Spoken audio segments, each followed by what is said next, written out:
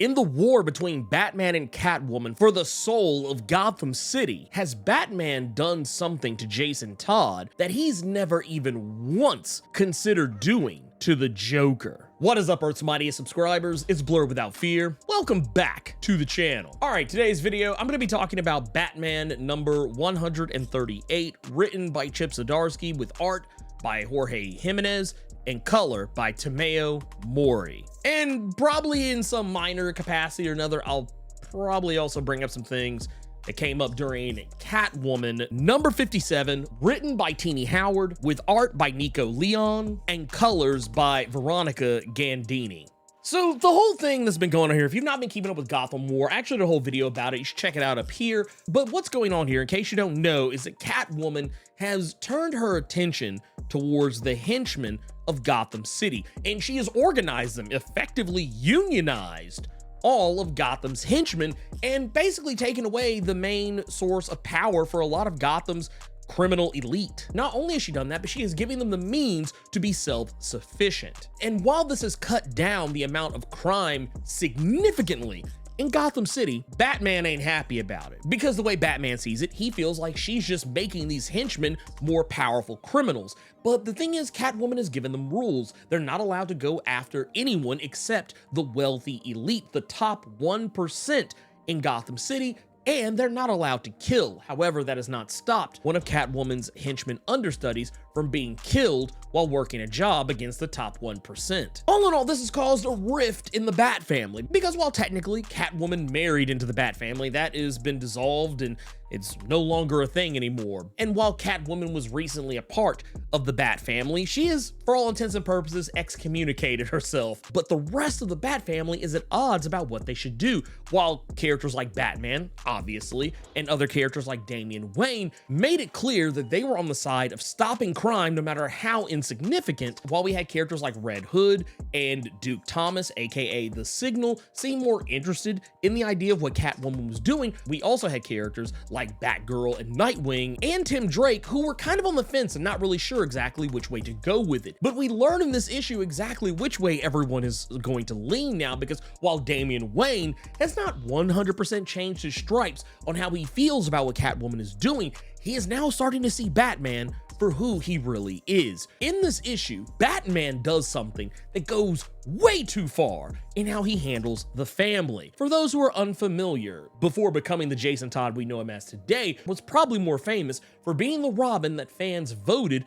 on whether or not that character should have been killed off, and ultimately fans ended up leaning in the direction of killing him off. This was something that was really revolutionary back in 1988, because that wasn't something you just really saw a lot of. And while some people want to believe that, oh, fans overwhelmingly voted in favor of killing off Jason Todd, that actually wasn't the case. There were over 10,000 votes that were cast in this decision, 5,343 who voted for Jason Todd's death, and there were 5,271 who voted against. That's just a difference of 72 votes. After being killed off in 1988, we wouldn't see his triumphant return until the Under the Hood story arc in 2005, which was about roughly 17 years later. And since then, he's gone on to become what is effectively an anti-hero. And being an anti-hero, it would make sense that he would probably be more in line with what Catwoman is doing, because he sees the value in it. But because Batman doesn't, that means Batman's willing to do something to Jason Todd in this issue that he has never even done to the Joker. Mid-fight with Jason Todd, in Catwoman number 57, Batman injects Jason Todd with a serum, and while we don't know exactly what that serum does right away, we immediately find out what is done to him is something that's completely against his will. It's not exactly fear gas, at least Batman seems to completely write off the notion that it is fear gas, which Batman has used on criminals before. This is actually something else. This is actually something closer to what he did to himself when he created the Zur persona. I've actually done a few videos talking about the Batman of Zur-En-Arrh, so if you want to know more, check out this playlist up here.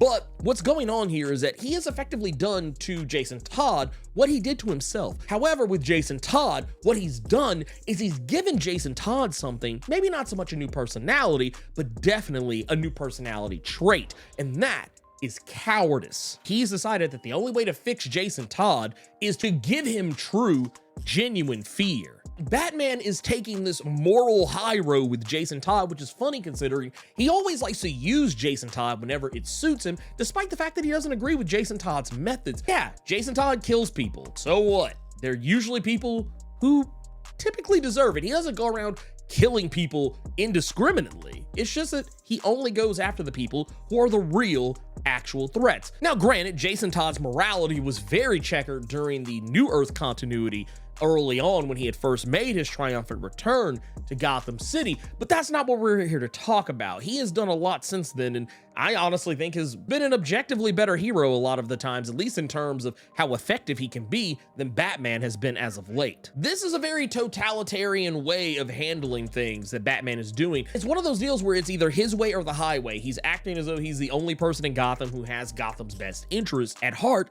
and that's not the case. And we also can't forget that a lot of what he's doing right now, well, I think Bruce would have done this anyway. I think it wouldn't really have mattered if he was being manipulated by Zur in any capacity whatsoever.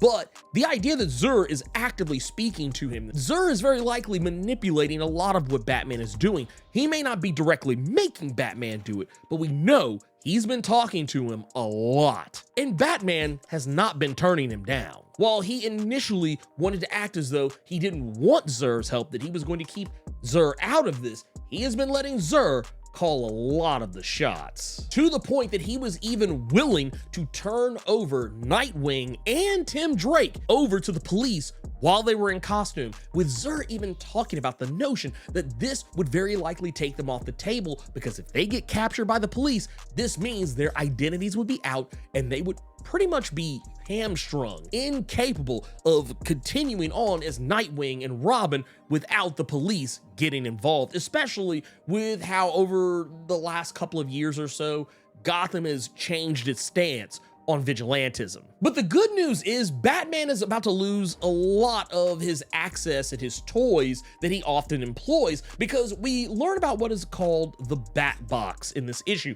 It is a secret device that only Nightwing knew about, but it was a device that would effectively cut Batman off. We've actually heard about the term bat boxes before, but this is actually something different. This is something that he hid away in an old apartment that both Thomas and Martha Wayne lived in when Thomas was still in med school. This isn't something that would be hidden under Wayne Manor, and Batman bought the entire apartment building and hid this bat box in it. Under normal circumstances, the bat box is something that Batman uses to mask his comings and goings through the city. It's a device that's set on a network of other bat boxes, but this one works a bit differently. This bat box is effectively the Bat computer, but it recognizes and records pretty much everything that Batman does. It also connects him to all of his Bat gear and tech, things like being able to summon the Batmobile, the Batwing, and any of his other devices. Anything that he uses any kind of voice recognition for or has any kind of remote control over. And this particular Bat box seems to be the main one. It's not one of the other ones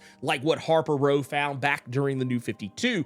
This is actually the key one, the one that basically controls all the other ones. And with Nightwing having severed Bruce's control to this Bat box, Batman has been taken back to his old Purple Gloves Detective Comics days, back where he didn't have all of the fancy gadgets and toys, especially the very high-tech ones that he has today. This also means he very likely has lost access to the Batcave, though he's also lost access to that for a completely different reason, considering that Vandal Savage, who just recently made his triumphant return, now owns the Wayne Manor estate. Not only has Batman been severed from his connection to the Bat family, as well as all his wonderful toys, he has also been severed from his home. Vandal Savage now owns it. Not only that, we finally learned who Marquis was, the character who's been hanging out with Catwoman this entire time. And we knew that she had some level of superpower, super strength, superhuman durability, and a healing factor based on the fact that she was literally stabbed to death in prison during the Teenie Howard Catwoman series and was literally up and walking around not long after, almost as if she wasn't stabbed to death.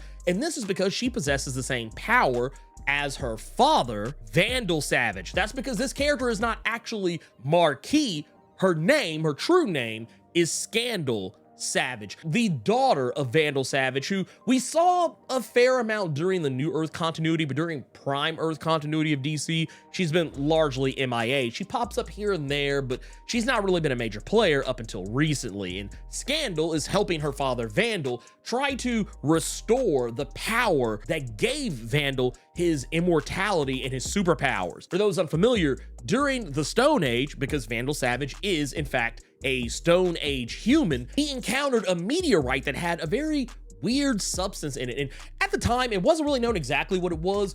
Only later on, over the years since Vandal Savage first appeared, we have learned more about it, in that the substance inside of that meteorite was Dionysium. And for those unfamiliar, Dionysium is the same substance that makes up Ra's al Ghul's Lazarus pits. With everything going on with Vandal Savage, it seems like he is slowly reverting, losing the power that was granted to him by the meteorite. Scandal is trying to help him reunite the Dionysium that's in the amulet that Ra's al Ghul possessed, which he no longer does because Ra's al Ghul right now is currently dead. All of the substance of Dionysium, he's trying to bring it all back together, it seems, which might mean he's going to try and take all of the Dionysium from all the Lazarus pits and bring them all back into one solid Lazarus pit. Now, what this could potentially be setting up is, for one, Ra's al Ghul has had tons of Lazarus pits spread across the world, and there was even a whole event called Lazarus Planet where there was a Lazarus rain that fell upon the earth and gave a bunch of people, random people at that, superpowers, and even mutated the powers of people who already had powers to begin with. I have a feeling this is Chip Zdarsky and Tini Howard's way of trying to pare down the number of Lazarus pits and make it something a little more special, because it got to a point where there was literally Lazarus pits everywhere. So yeah, maybe that is what's going on here. But it seems like Vandal and Scandal Savage are going to try and use the League of Shadows in an effort to restore Vandal back to his former glory. Only this time around, the League of Shadows that Marquis is handing over to Vandal Savage isn't the traditional League of Shadows, it's the henchmen that Catwoman has been training to be their own bosses, effectively perverting the mission that Catwoman had set out for in the first place. So this will likely have all kinds of wide-sweeping implications for what's going to be going on between Marquis and Catwoman over on the Catwoman side of things. Gotham War has been pretty wild, and while I like what's going on in regards to what's happening with Vandal Savage, I do feel like what's going on with Batman and Jason Todd is just a bit wild. It's almost too much. But I feel like both Chip and Tini have to go this direction to prove how far Batman has fallen. Like, what better way to show how far Batman has fallen off and further into the clutches of Zur than to show that he's lost total regard for his children? Because not only has he manipulated Jason Todd in such an egregious way, he's also pretty much left Damian to his own devices. The one kid who was actually on his side about this whole Catwoman thing. So yeah, it's pretty crazy. But anyway, that's really everything I want to talk about regarding Gotham War. If you enjoyed this video and you want to see more, do the YouTube thing, like, share, comment, subscribe, and make sure you tap that notification bell so that way you don't miss out on any of my videos. Thank you so much for taking the time to watch this video, and until next time, let me know what you thought about Gotham War so far. Keep it plus ultra and sound off in the comments.